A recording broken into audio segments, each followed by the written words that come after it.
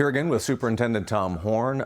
There is a rather troubling report out from the Helios Foundation about high school absenteeism. It's pretty bad. Can you give us your thoughts on where we are? Yes, high school and elementary school. The definition of chronic absenteeism is missing 9 absences in a semester or 18 in a year. That's a lot of school to miss. What Helios found was that 28.1% of elementary school and 37% of high school kids are chronically absent. So high school kids that miss 37% of their classes, they're in for a grim future because we can't teach them if they're not there. The big question to me is, what's the solution? Helios did a good job of finding the problem, but what's the solution?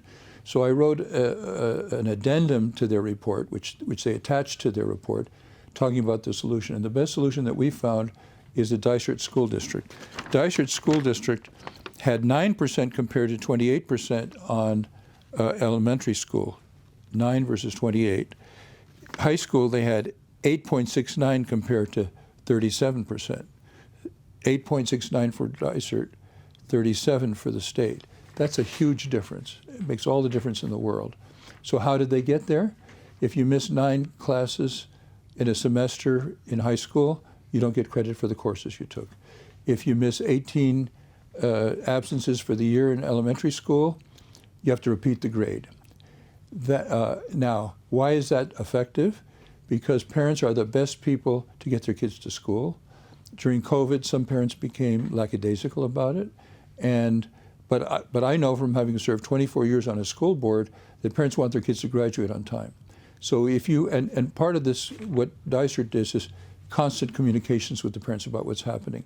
So if you're being communicated and knowing that that your student is in danger of not graduating on time, you're going to get the kids to school every day, and so it works.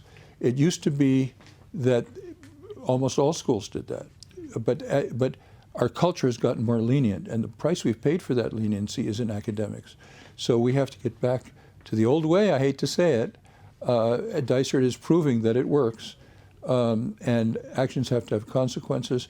And if parents know that, they will get their kids to school, and the schools will have and the students will have a much brighter future for being in school and learning. Thank you, Superintendent. And as always, more information at azed.gov. Thank you.